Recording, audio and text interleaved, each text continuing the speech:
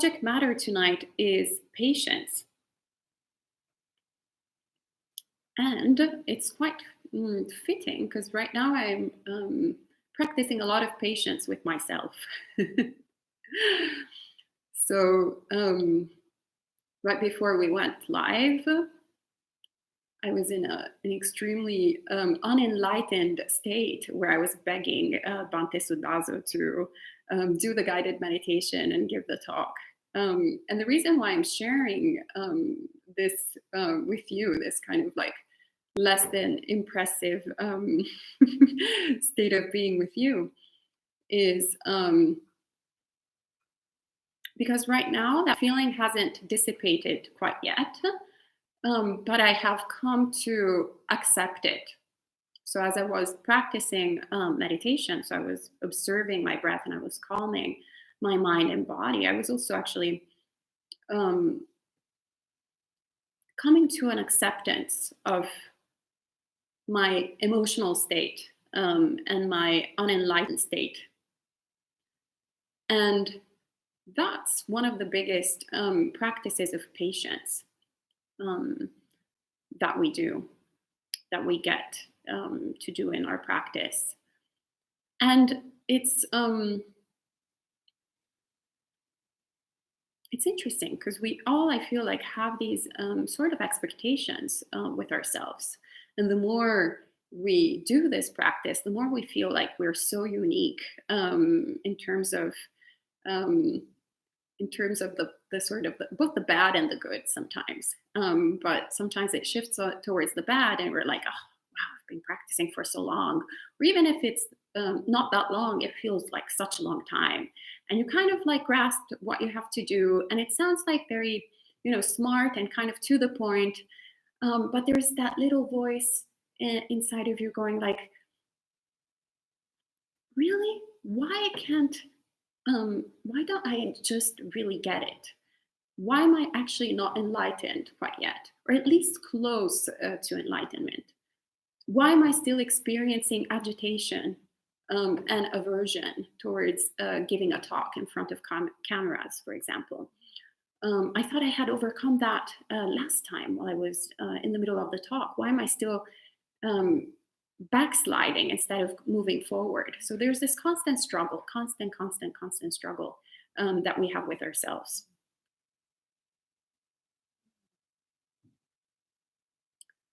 And that's fundamentally the first noble truth. There is suffering. And then the second noble truth, there is the cause of suffering. So fundamentally wanting for things to be either wanting something or wanting things to be different than what they are. So in this case, right now, I would like to be very confident and giving a really great talk. And instead I'm giving like kind of choppy talk and I'm feeling all these insecurity, mind states and agitation. And I'm like, oh, but Bhante, he really gives good talks. He should be giving the talk instead of me. He's been like practicing for a lot longer. There's no point for me to be here. There's like blah, blah, blah, blah, blah, blah, blah. So much blah, blah, blah. And it's very important to acknowledge this instead of going like, yeah, no, actually, I'm a really strong woman and I'm just going to pretend that this is not happening in my mind. Yes, I'm going to be here and like really give a good talk. No, instead, it's good to actually go, yeah, I'm experiencing this really unenlightened state. My mind is full of greed, hatred, and delusion. Worse than this morning. Yeah, I backslided from this morning and from yesterday. And it's okay. It's totally okay. It's fine. I commit to this practice to work and do better next time. It's fine. It's okay. So I would say that in this way, we start having an idea of what patience is. So we tend to think of patience in terms of just external things happening, enduring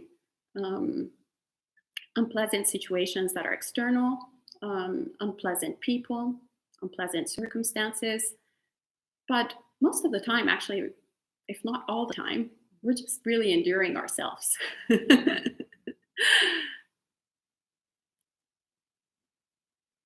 So it's really, my understanding of patience is really coming to that place of not repression, um, not pretending that things aren't happening, but rather clearly seeing what the situation is and accepting it while putting effort to develop wholesome mind states. And this is something that kind of beautifully summed up maybe in, I think it was Shunryu Suzuki, who said, "You're perfect just the way you are, and you need a little help, a little work," I think. Right, Bante? Is it help or work? Work. Work. Yeah.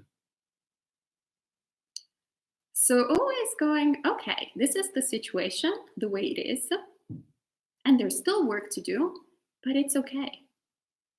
I am exactly where I am supposed to be.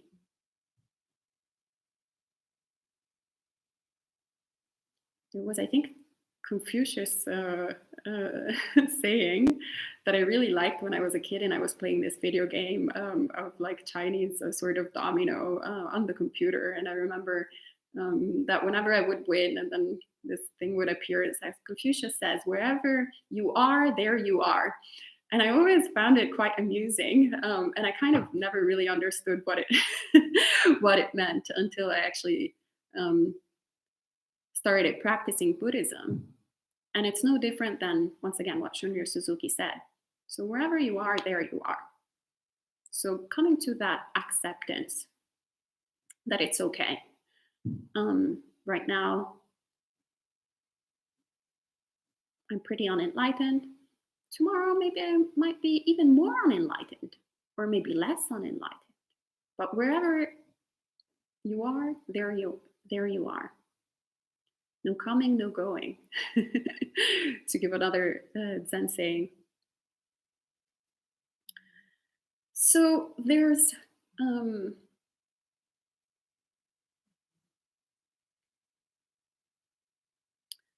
this sort of like sense of this sort of impatience. We experience it a lot also in meditation. The reason why sometimes meditation can feel more like a struggle rather than something just either pleasant or insightful or something to look forward to, a lot of the times comes, I think, from that state, that impatient mind state, in the sense of something so common as mindfulness of breathing, like paying attention to your breath. I think the average practitioner, the first time they heard the instruction of mindfulness of breathing, I remember when I first told that to my father, who is not a practitioner, actually has still not practiced meditation. But as soon as he was asking me questions about what exactly do I do when I meditate. And so I gave him a few examples, and pretty much all the sort of instructions that I was sharing with him, his reactions were like, sounds like so silly and so stupid. That's so like, why are you even spending time doing something so banal and so common? And in fact, the instructions are quite simple. Just pay attention to your breath. Duh, yeah, anyone can do it. But then you sit down and you can't do it. There is that struggle. It's like, oh, I do it. I remember when I first started meditating, I couldn't do it even like half a second. My mind was already somewhere else. So there is that frustration that arises of wanting to already be at a certain level, certain expectation. And then when we start tranquilizing the mind, You'll see that a lot, especially when we have the jhana retreats here. It's quite amusing. There's so many different people who actually think they already got jhana like after 3 hours of meditation, just because their mind has settled a little bit. So I always so I had this once I told Bante, I was like, there seems to be like a sort of syndrome, like my jhana is bigger than yours kind of thing. Where we also get competitive with other practitioners and thinking that we have accomplished more and more and more.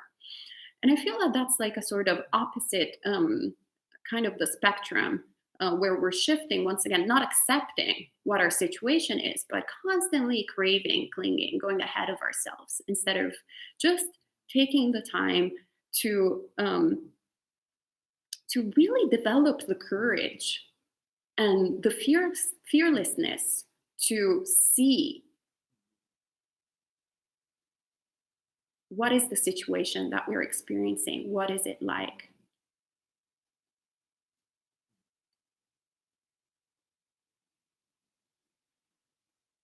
And it doesn't really matter whether or not we have attained the first jhana, the second jhana, the third jhana, and the fourth jhana, or whatever accomplishment or attainment that we think we have reached. If we have no absolute understanding of, if we are ignorant of what our mind is like to begin with. Which is why there is such an emphasis actually in the Zen school of letting all of that go, like forgetting about reaching anything, but actually just sitting, just being okay with whatever is happening right here, right now.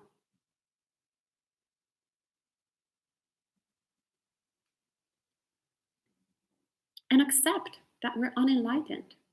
And I feel like this acceptance of unenlightenment, then of our own unenlightenment, then makes us more compassionate also towards others, because we see how other people are also unenlightened, just no different than us. So we get into that realization of being in this together.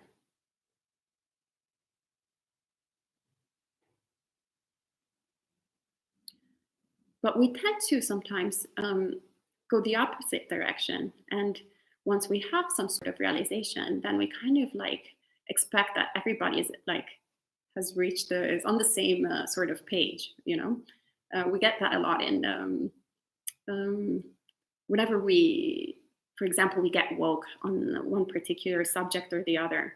So, for example, the more you realize whether it's animal rights or human rights or any kind of social issue, the environment. Perhaps you've spent your entire life completely oblivious about all of these topics, but then as soon as you get a minimum of realization, you're like, oh, wow, actually my actions are hurting so many animals. Then you're like, you have this expectation that everybody around us should have the same realization. And you're like, wait, why is everyone not on the same page? Why is not everyone vegan once or vegetarian since I decided to practice a vegetarian lifestyle or a vegan lifestyle? Hey, I just got woke about, all these like feminist sort of realizations. Hey, why is everyone else in society not really paying attention to this? And that's where we are impatient and not accepting how things are. So we're going ahead of ourselves, constantly seeking whatever type of expectation that we have. So constantly seeking something.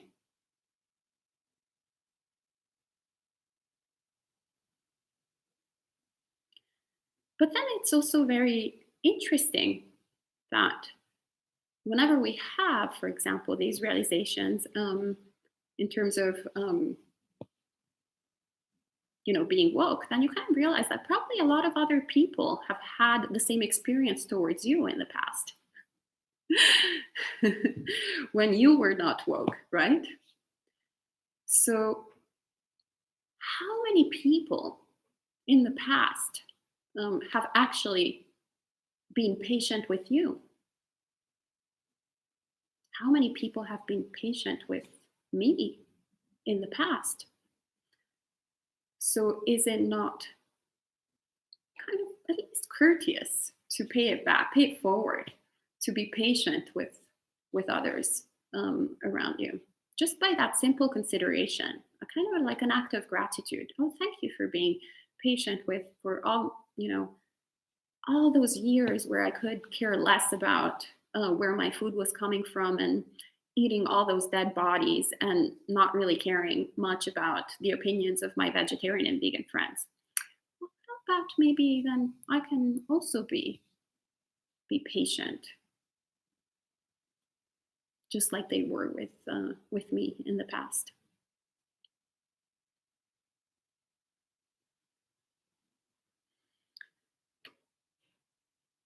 So,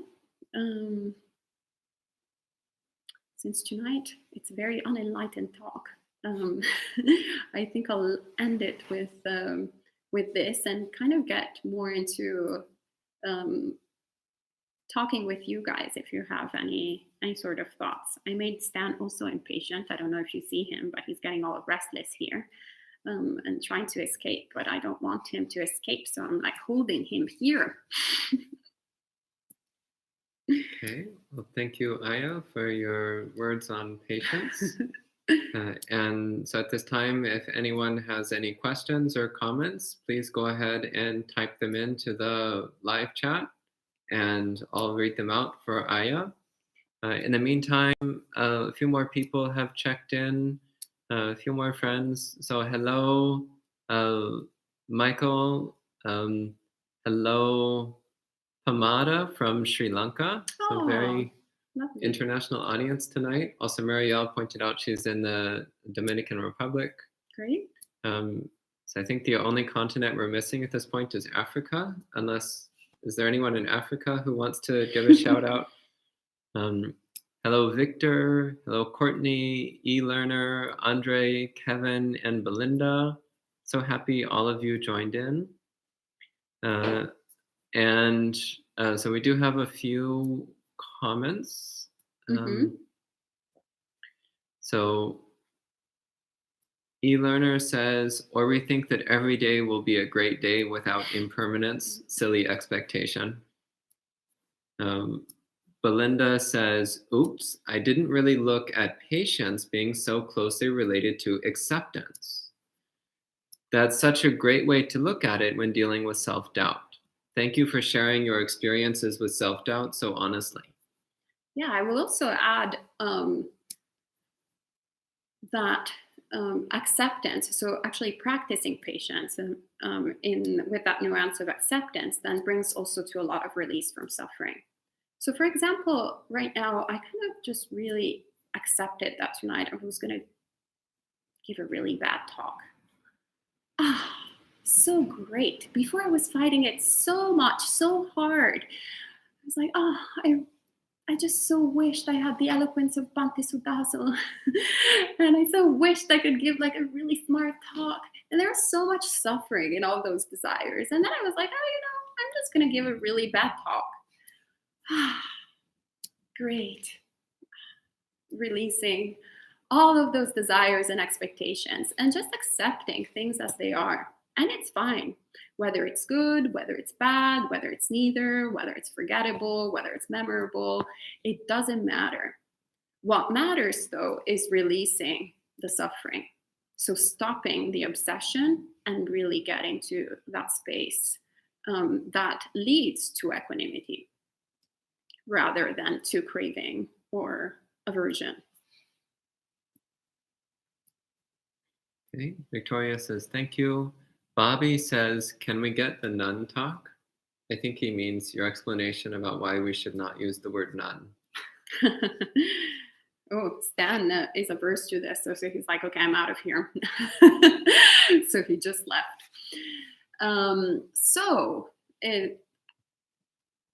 Well, I am originally from Italy, and in Italy we have two ways to refer to female ordained practitioners in the Catholic tradition. One is monaca, and the other one is suora.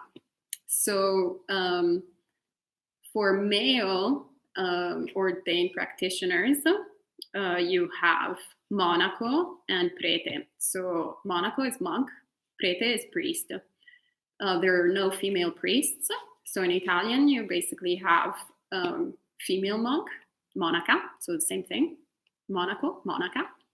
And then suora is another name for monaca, because there are no priests, once again. And that's basically the equivalent of nun. So I did this research, and I kind of went to the etymology of nun in English, because I couldn't understand why in Italian it was the same word, but in English it was a different word. And long story short, it has the roots of the words are in the history of Catholicism and how women were oppressed in the Catholic tradition, just like in any kind of tradition. Same story, just different continent, different country. Yeah, basically no different than, you can basically say that suora or nun was the equivalent of today's sayale or siladara, or I don't know how many, mechi, whatever type of sort of name that there is for non-officially ordained monastics who, for several different patriarchal reasons, couldn't get full ordination. So when they got full ordination in Italy, then they were called monaca. And I'm not quite sure why that sort of didn't shift in Anglo-Saxon countries. So that's why you have nun and monk. Now, this has to do with the Catholic tradition, and I am ordained with the Buddhist tradition. So even though I have an appreciation for the Catholic tradition, it doesn't really have anything to do with my current form at the time. And so to use sort of terms borrowed from the Catholic tradition is not something I'm quite interested in. So if I have to be defined as Buddhist nun, I might as well be defined as Buddhist rabbi. I kind of prefer that much more. Or, whatever kind of other term from other religions, because nun is not something that is Buddhist, has nothing to do with the Buddhist tradition. So there is also the history of language. So back in the day, apparently there was, you went to the doctor if he was male, and the doctress if she was female. And then as time went by, doctor became a gender neutral term. So you'll see that actually monk, for example, not in that much in Western media, but in Eastern media. So for example, if you go on the Bangkok Times or something like that, so English-speaking media from Asia, they will actually use monk as a gender-neutral term. So they won't refer to Venerable Dhammananda Bhikkhuni in Thailand as female nun, because clearly they could care less about the Catholic tradition. So they were like, well, what's the term for, bhikkhu and bhikkhuni? Oh, monk. So she's just defined as female monk. So you'll see that happening pretty much in all Asian English written media, but in the Western media, well, namely because both female practitioners and male practitioners have decided to use this convention of Buddhist nun, then it's referred to as Buddhist nun. So that's basically, long story long, why I'm not a fan of the term. I'm also practicing patience towards the term. So I'm also okay if people define me as female nun, but I won't. In Italian, it would sound really weird if I said for Tullia, who's listening from Italy, she knows that if I said, "Hi, ciao, sono una suora buddhista," like I'm a Buddhist suora, would sound really weird. But monaca buddhista is totally fine. So in Italian, you don't have that problem, but here you do. So it's just, in the end, it's just words, but sometimes words are useful. So Adriana said, "Thank you, Ayya. Wow, I really needed to hear that. I took a bunch of notes." Sally says, "Ayya, you are our Dhamma teacher. We appreciate very much."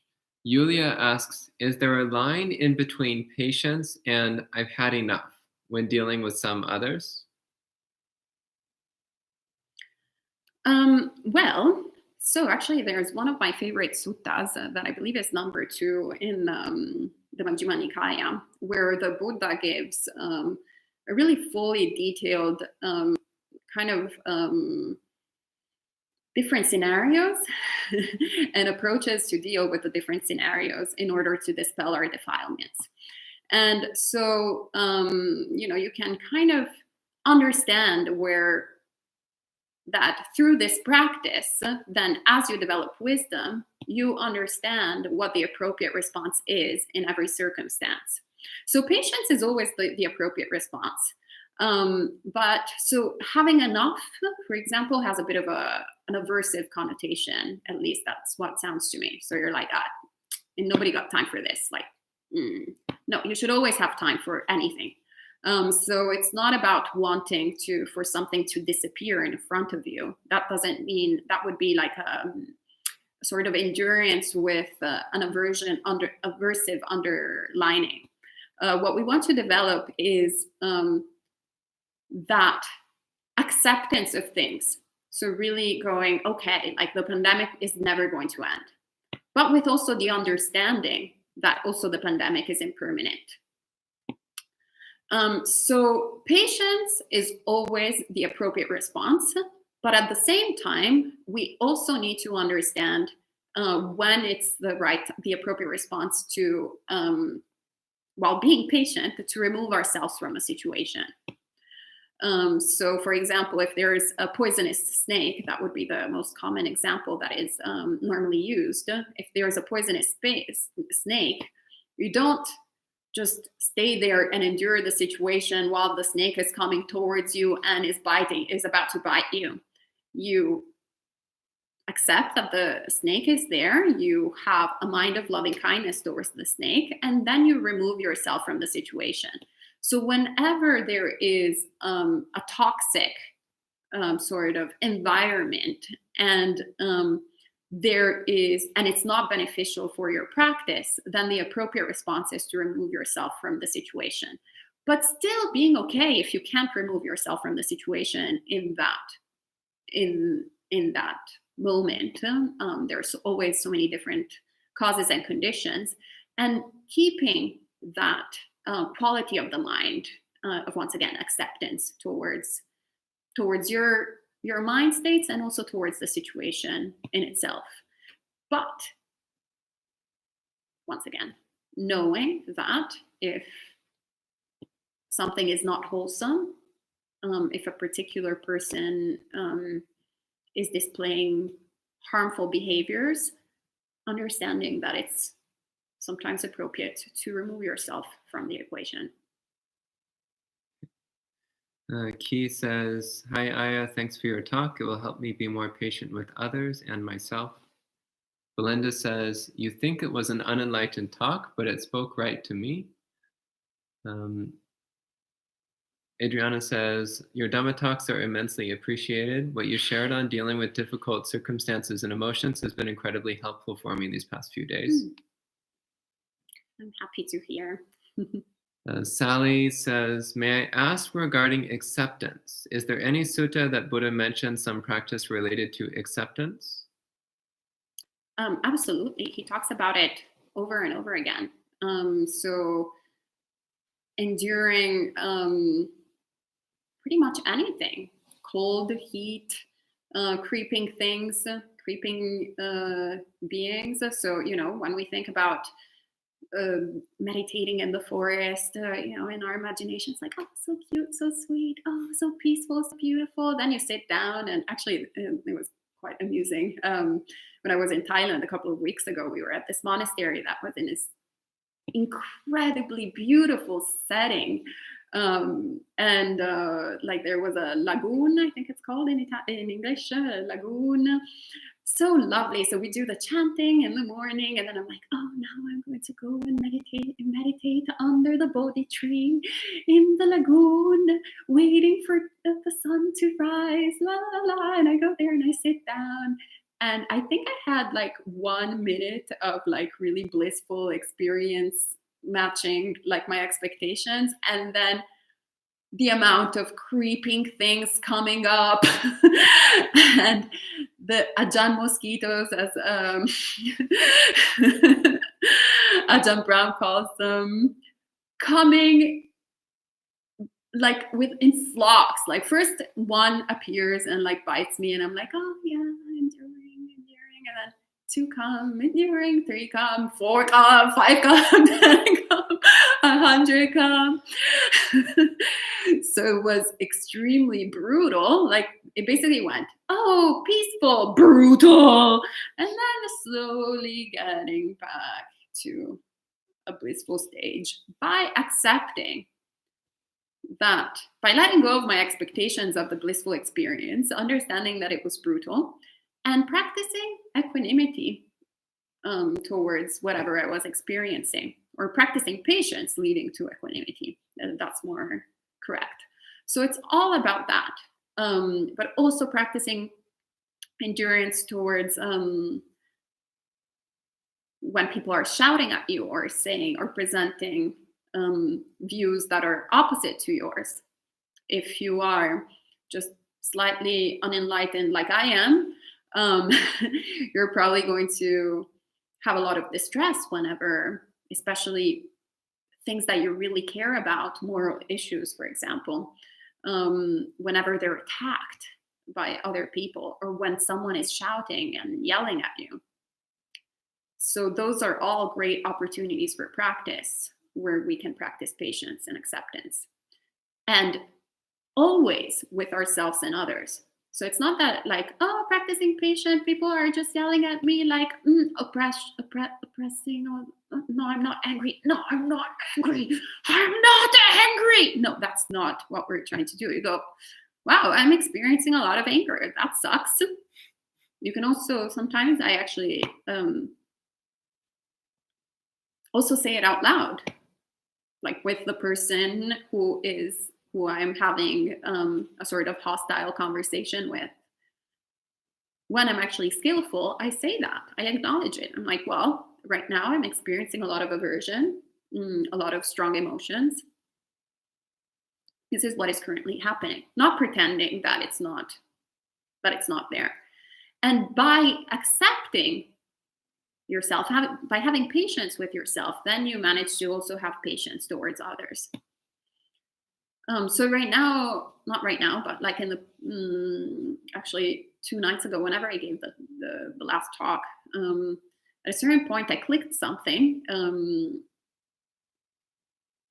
when I was in front of the computer, and like my face appeared on YouTube, and I saw like 2 minutes, not 2 minutes, 2 seconds, luckily without the audio. And I had so much aversion because for the first time I realized that actually my face moves a lot. It's very expressive, that apparently I go like that in like the course of a second. And it did not match my idea of myself, that apparently in my mind I have this delusion that I'm all like, yes, patience. So I saw that glimpse and I was like, who is that person? Oh my God, that's me. So much aversion. So now I decided to watch, still without sound, like the videos where I'm talking, to practice acceptance towards sort of that version of reality that was completely unaware, not matching my expectations. And so the more you practice that, the more then you're capable of being patient towards others. Victor asks, how as a layperson to balance between have acceptance and goal?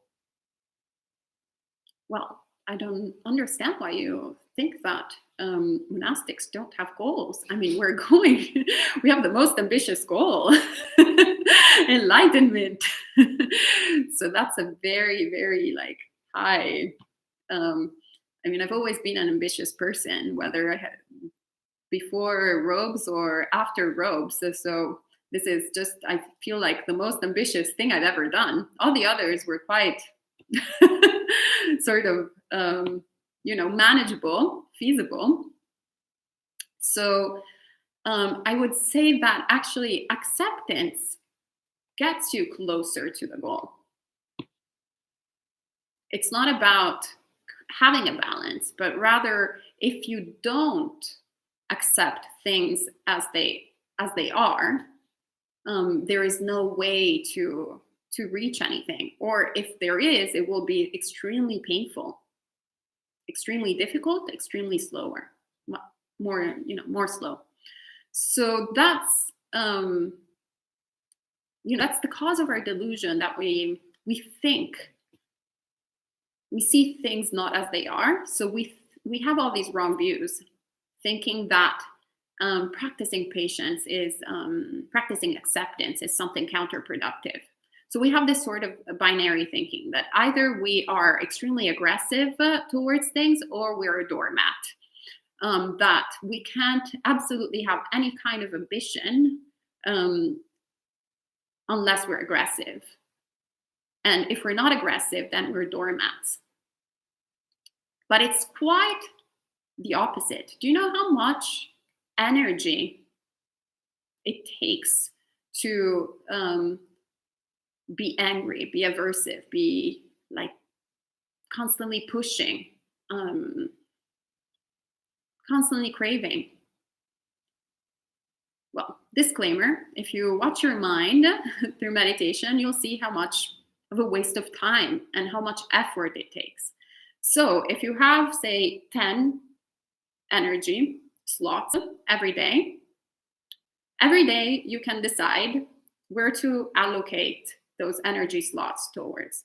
So you can, put 9 of them towards distress, towards unwholesome mind states, and 1 towards actually getting stuff done. Or you can get 10 in getting stuff done. And 10 getting stuff done is only possible if you cultivate wholesome mind states.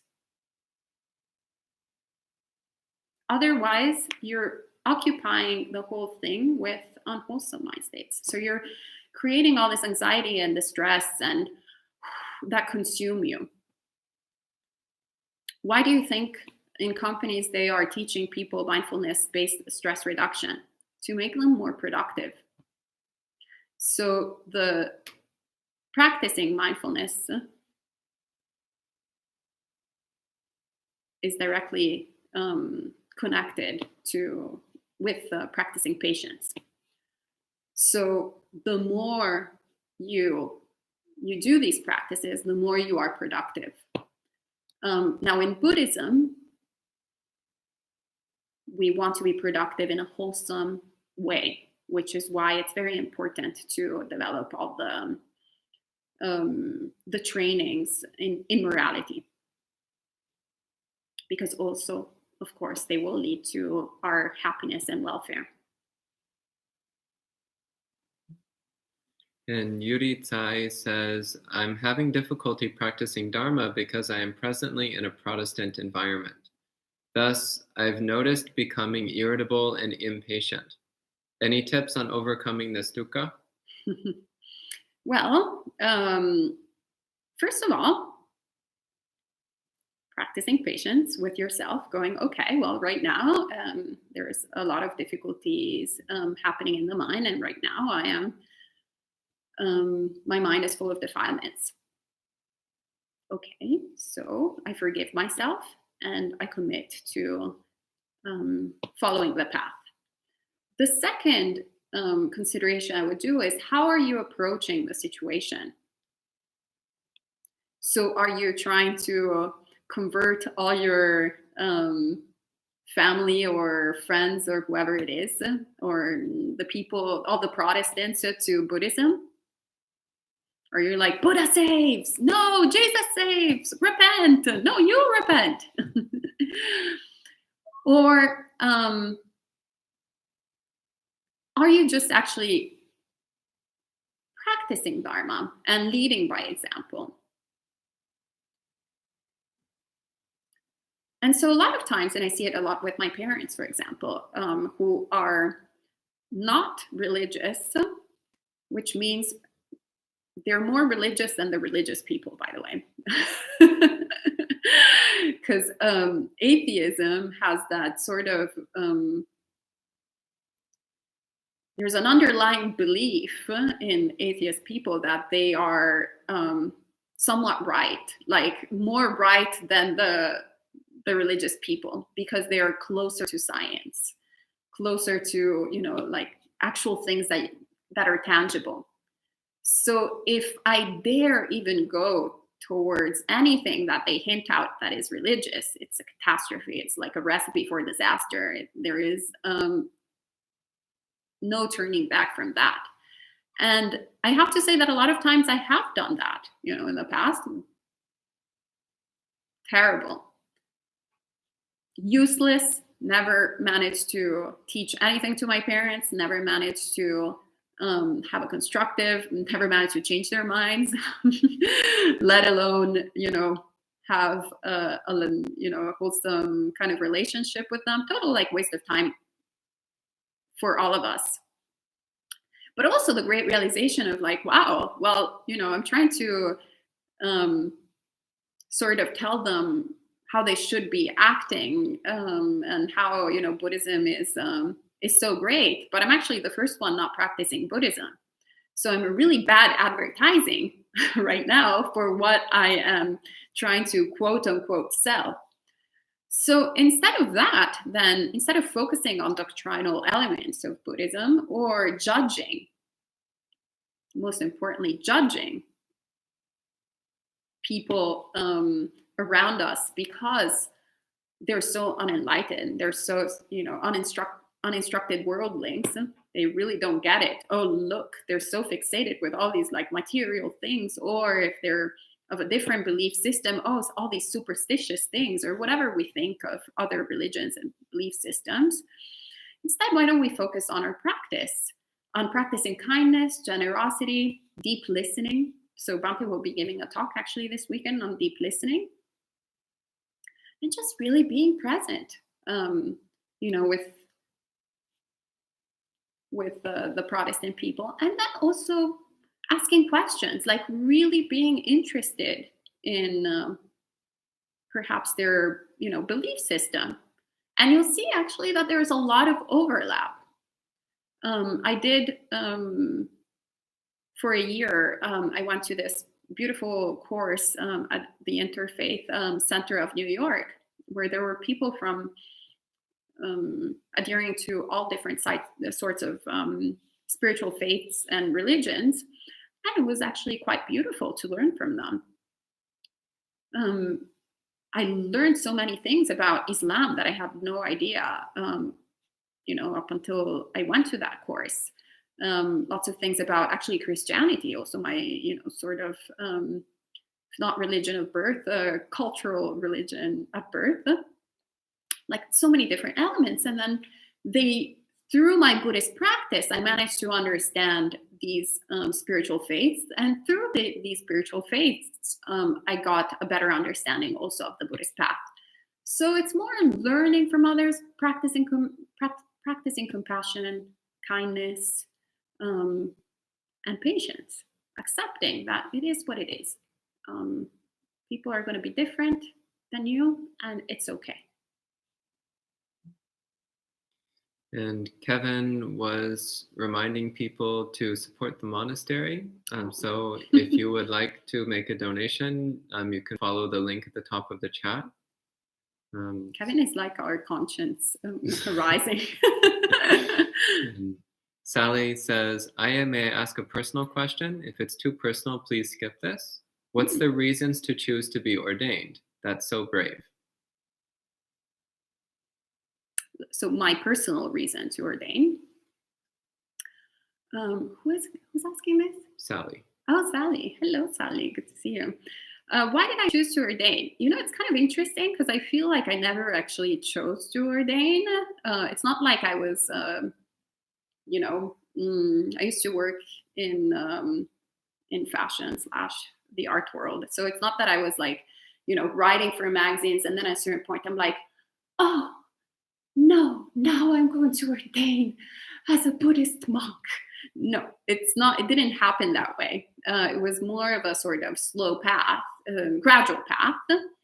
I started this organization with Bhante Sutazo because I got very interested in the Buddhist teachings, and I practiced, most importantly, the Buddhist teachings right before starting this organization and whilst running this organization. And I became happier and happier and happier.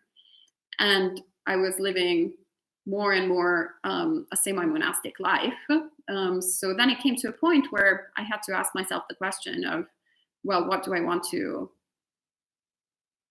kind of do with my life? Do I want to become happier? Or do I want to go back to, my unhappy state of before?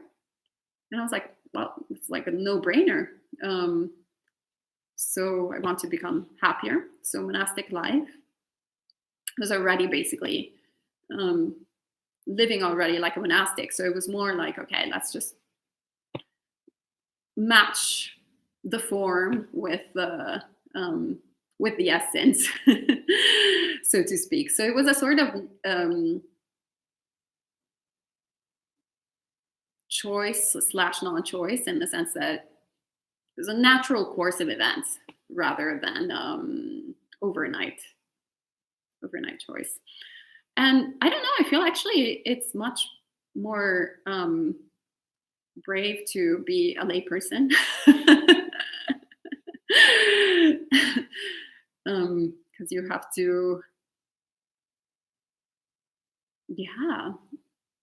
endure so many different things.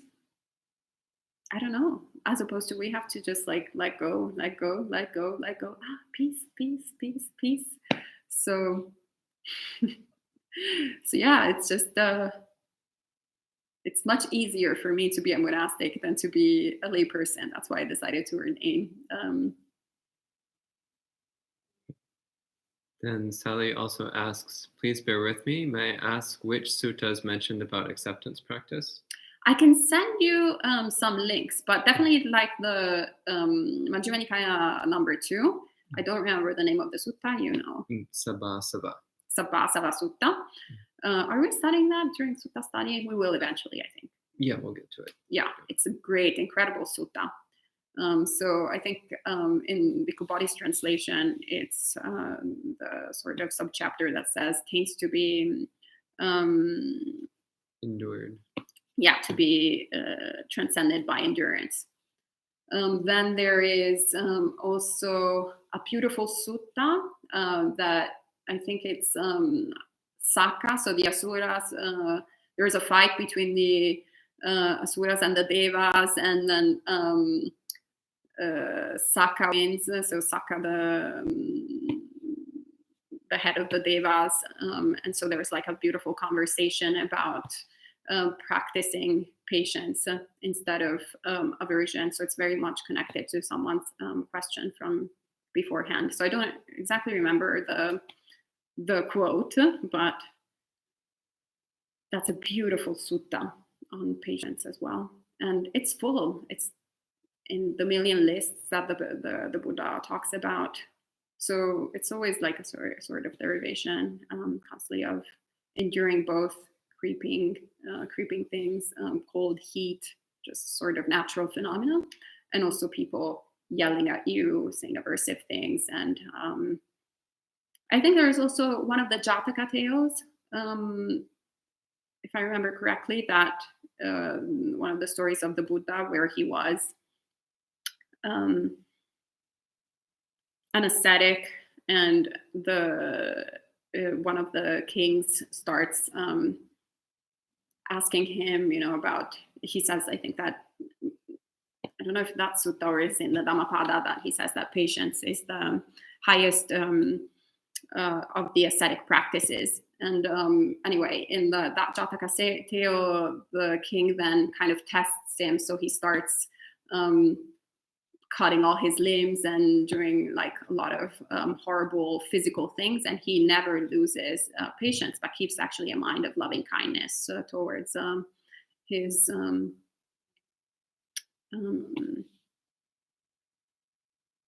oppressor, and says beautiful words on patience that right now I can't recall. And then there's a series of thank yous. Hello, Rupa. Hello, Richard.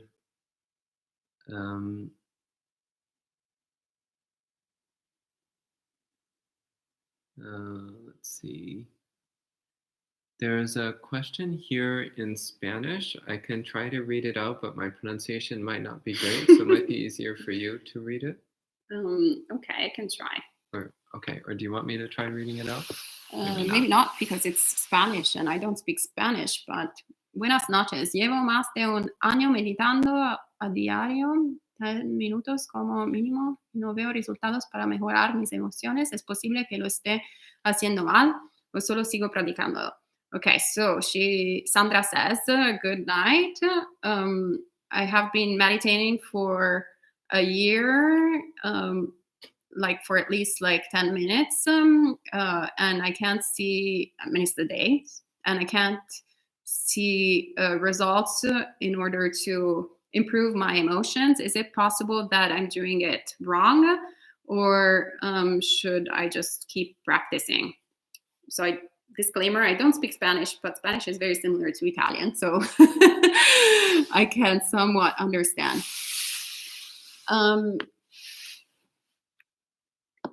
Well, it would be useful to understand what type of meditation practice you're doing.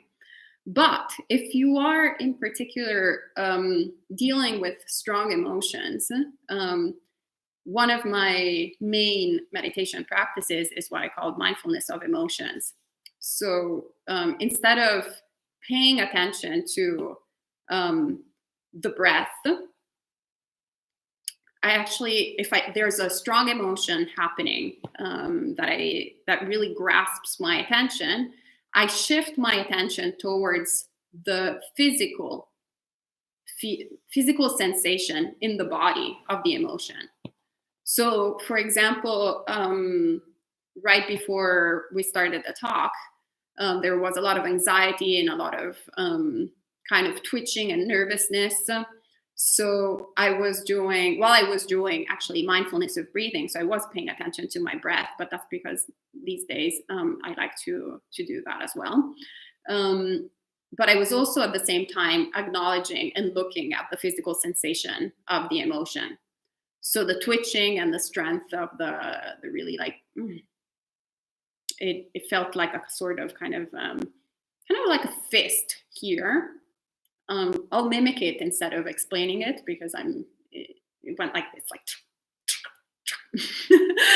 So I was just paying attention to how it felt like. So I would label it at the very beginning, going, that is anxiety. And then I would drop it off and just paying attention to it while I was paying attention to my breath. So at the very beginning, perhaps you just want to pay attention just to that emotion and look at the physical sensation. Forget about why or what you're experiencing. Just look at the physical sensation. So you label it only once. You go, okay, anxiety, this is anxiety. Then boom, you drop anxiety. And then you look at the physical sensation and you stay with that physical sensation. And you observe how in every moment it changes form. It shifts. and you have no power towards it. It just is. It's there. So you develop this acceptance towards it without wanting it to go away. And you just look it and you see, you observe it. Like no different if you were watching TV. You can't change the plot of the movie in TV. You can't change the show, of course, unless you have a remote control. So say you don't have the remote control, you throw away the remote control and you are forced to watch this movie and you just observe it. So everything changes in every second and you observe how impermanent it is. And since you have no control over it, then you can also see how this cannot be you, this cannot be yours, this cannot be who you are. So you become more and more acquainted with what your emotions feel like, not what you think that your emotions are, not what you think that you are. So instead of thinking, oh, I'm an anxious person, and oh my God, terrible, terrible. Ah, that person said this. Ah, I wish, blah, blah, blah, blah, blah, blah, blah, blah, blah. So all of that thrown away, you just become aware, acquainted with the feeling. And then the more you do that in meditation, then the more it's helpful in your day-to-day life, because when those emotions will appear when you're interacting with others, then you'll start recognizing them and you'll go, oh, that's my dear friend anxiety coming again. Oh, cute. Oh, hello, anxiety. Oh, it's my friend insecurity. Oh, hello, insecurity. And it's not a problem. And you can also decide whether to fuel it or just let it pass its course. So just let it arise and cease without interacting, without getting involved with it. So you'll just see it no different than, like a car that goes by. You don't get too involved and agitated with other people's cars that go by when you're walking around the street. So in the same way, or birds going around in the sky. So you just see it like something that just arises and ceases, arises and ceases. And but you have to do that first in meditation practice, first cultivating, practicing. And I would also recommend that if you're doing 10 minutes, keep doing 10 minutes, but then go 15 minutes, 20 minutes, 25 minutes, 30 minutes. And if you have time, actually try and go to a meditation retreat. We think it's more difficult to go on a meditation retreat than to meditate for 7 days in a row or 10 days in a row. It's actually easier than to do 10 minutes every day. So I went from 0% to 100%. So I didn't know how to meditate, and I went on a 7-day meditation retreat, silent meditation retreat at Bhavana Society. Great. I think had I not started like this, I would have probably never meditated. Never took meditation practice as something relevant in my life, because I would have never been able to see the radical transformation in the mind that happened by going to a meditation retreat and stopping everything that I was doing. So I encourage that if you also don't see any success, any improvement, do the long step, the big step, or at least a weekend retreat or a day long, but with other practitioners, with other people and a teacher there that can help you directly. So first Marielle had said, I can translate. Then she said, wow, good translation, Ayya. Adriana also said, wow, fantastic job with the translation. So I think Entiendo más que hablo. I think your Spanish is much better than you say it is. At least reading Spanish is good. Yeah. Simon says, thank you for coming to hang out and sharing the Dhamma of yours. You have a lot to share. Lots more thank yous. Yudit Sai says, I've only met Ayya a couple of times and I feel so comfortable with her. Thank you, beautiful lady. Yulia says, thank you, Ayya. It was such a cute talk. Sadhu, sadhu, sadhu. Sandra, the lady who asked the question in Spanish, she says thank you. So apparently, De nada. So that's it for the questions. All right. So I think, unless there's any last questions, if you have any final questions, type them in quickly. Otherwise, we'll go ahead and close for the evening. So thank you, all of you, for joining in and participating in the meditation, listening to the talk, and asking your questions. So personally, I really appreciate the discussion happening on YouTube here. I really appreciate how all of you are really sharing your perspectives and asking questions. Oh, we have some more things coming in, of course. Ayya Soma says, "Good job, Ayya." Ooh. So wow, it's good that hello, Ayya. It's good that I only know that you're online now. Otherwise, that would have like spiked my anxiety.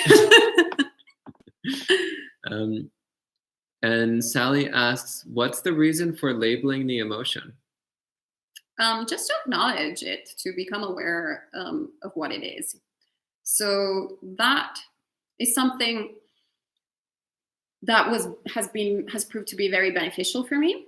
So at the beginning of my meditation practice, so I'm Italian, and in Italy we're quite fiery generally, both men and women. If you've seen lately, there was this amusing video that was viral of the mayors in Italy getting angry at people. It's like all these like men shouting at people and threatening them to bring the, what was it, the police with flamethrowers. Oh yeah, to send them the police with the flamethrowers. And yeah, quite amusing. But anyway, so that's the culture where I come from. That is not passive aggressive, it's aggressive aggressive. So when I came to Buddhist practice, noticing the breath for me was something too subtle. And I had always strong emotions happening. Like, we didn't need a pandemic for me to have strong emotions. Like, I was just like, I would wake up and like, whoa, go to bed, and during the day, like, it was always like a tragedy. Like, I used to identify a lot with Maria Callas, who is this famous opera singer, and it's just, her voice is beautiful, like the whole opera is beautiful and full of emotions, and I felt like that was the only sort of dictionary of my experience, the music and the like sort of strength. So when I came to practice, and people, the instruction was just pay attention to the in-breath and out-breath, and I was like, the what? So I was struggling a lot with that. And at a certain point, during one retreat, actually, where I was having this really obsessive feeling, like thought in the mind, I was like, well, I'm just going to start looking at this thought. And I labeled it, and then I started practicing what I call mindfulness of emotions. And I had this glimpse of peace, this really like beautiful experience of peace, that for the first time I was able to do something about the agitation and suffering that was coming from having always a restless and obsessive mind. That I knew the problem, but I didn't know any kind of solution. And through that practice, then I was able to slowly overcome it. I haven't overcome it totally, but I mean, in comparison to the beginning of my practice, like, it's thousands, like feels like thousands of different lifetimes. So I find it helpful to label it, because then I kind of, like, my subconscious memorizes what that feeling is. So then whenever it appears, my subconscious goes, oh, anger, oh, irritation. And this I'm talking about in day-to-day life. So if I'm interacting with, say, with Bante, and maybe that day he does something that I don't approve of, and I become irritated, then I go, irritation. And then I know exactly the experience, what it is. And if I'm skillful enough, then I don't act upon it. Sometimes, unfortunately, I'm still unskillful and I act upon it, but I act upon it while I'm aware of it, which is a huge difference. So it's, so in the past, I would only be aware of my unskillful actions after they had already occurred. So I would go like, whoops, sorry, Bante, a bunch of things like came out of my mouth. I have no control over them. Now I'm like, I'm sorry, Bante. I have a strong habit of saying unskillful things. Please accept my apologies. I'll try to do better in the future. Which also means that it happens a lot less frequently than it happened back in the day. So getting back to your question, I think it's very useful to label it.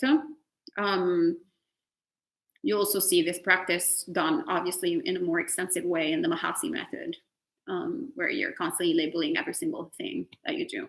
So the Mahasi method is not a method that I particularly like to practice, but I do like that. I like a moment of labeling, if it makes any sense. So I go like, okay, this is what it is, registered in the subconscious. Okay. So that's the last question. So I think we can go ahead and end at this time. So once again, thank you very much, Ayya. And hopefully you'll be giving more talks in the very near future, because there were lots of thank yous and expressions of appreciation and sadhus and all of that. So hopefully. Thank you. Well, may all beings attain awakening, including ourselves. May you have a great night and a great